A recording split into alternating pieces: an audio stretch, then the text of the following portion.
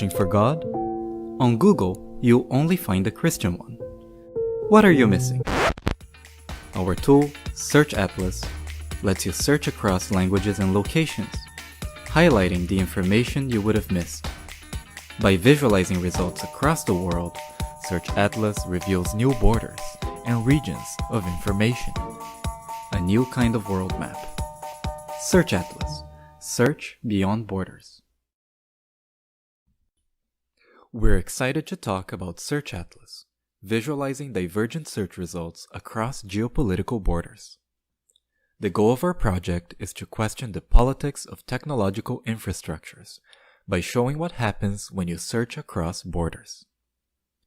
This is a quick preview of our tool, which shows a user searching for the query God in 3 different locations, showing divergent results. Our tool highlights the information that the user would have missed. It highlights the most distinctive words in the results for each location and language pair.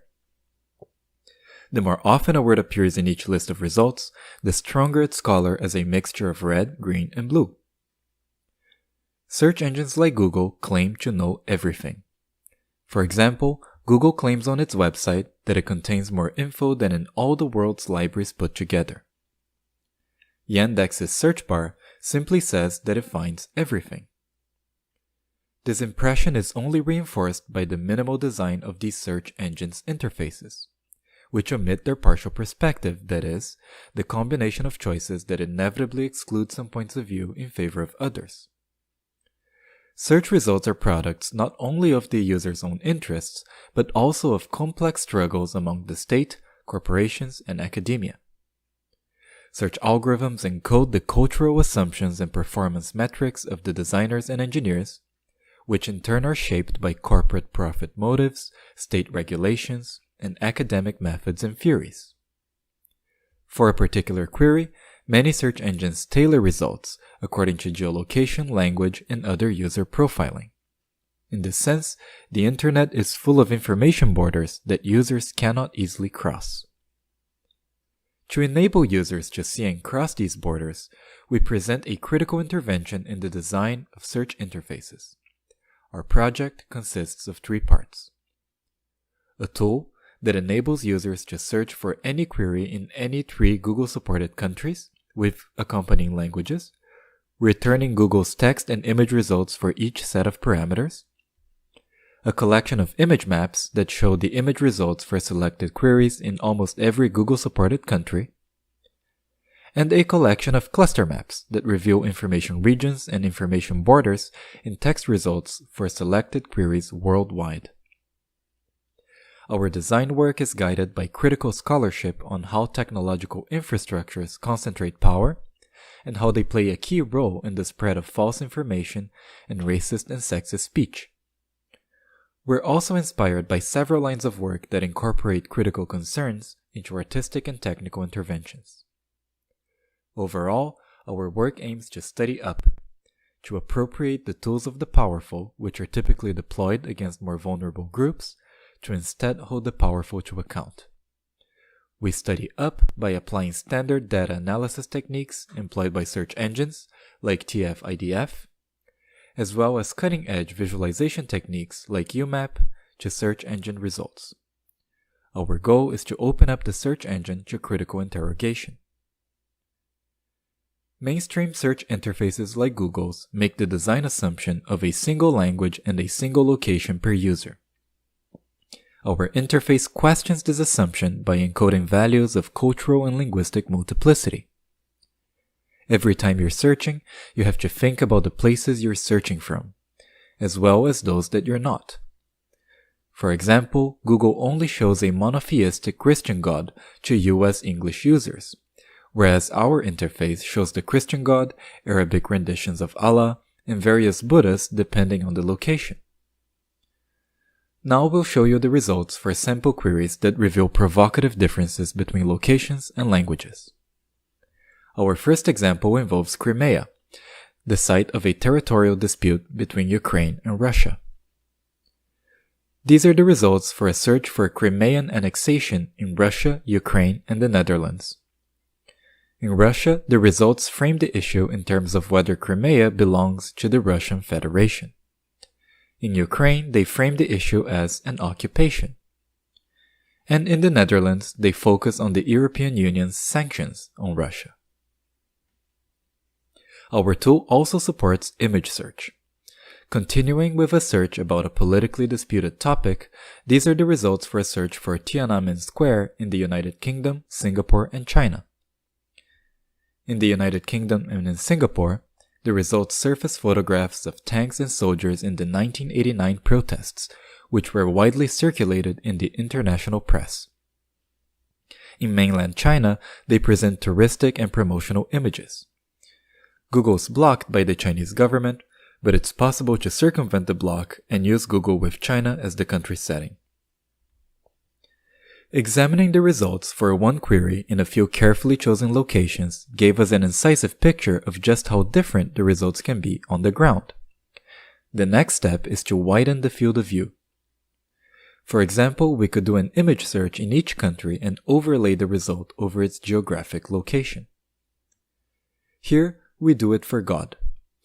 These are the top image results for translations of God in the default languages of most Google-supported countries. To determine the default languages, we scrape the google.com homepage with each possible country parameter, and detect the language parameter set as the default for each.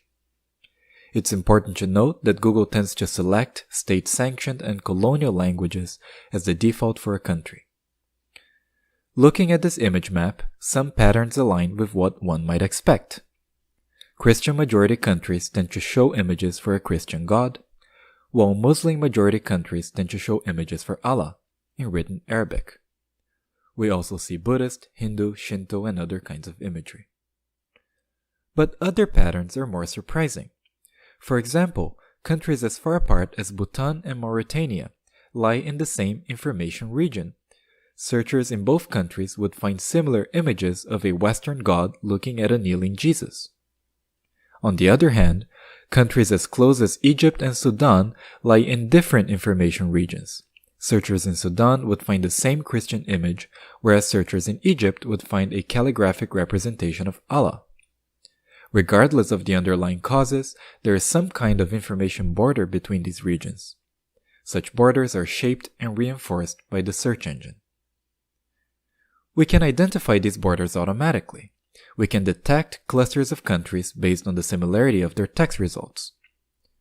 This is what we did for a search about climate change, which is also a geopolitically important topic. We machine translate the query "How to combat climate change" into the Google-determined default language for each country, then translate the results back into English. We measure the similarity of the results using TF-IDF and generate the visualization using UMAP.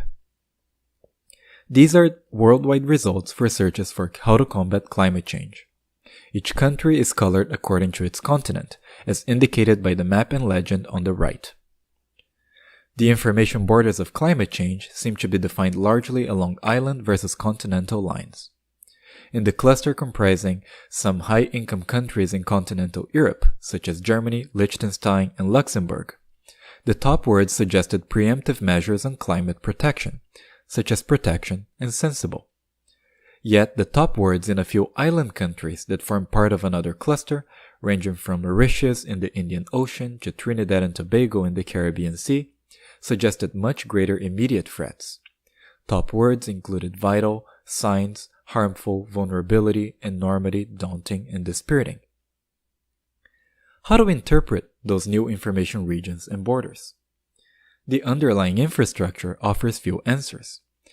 To return results, Google Search relies heavily on novel deep learning systems whose decisions are notoriously difficult to interpret, even by Google's own researchers. Moreover, our results are limited by the difficulty of comparing results across geopolitical borders.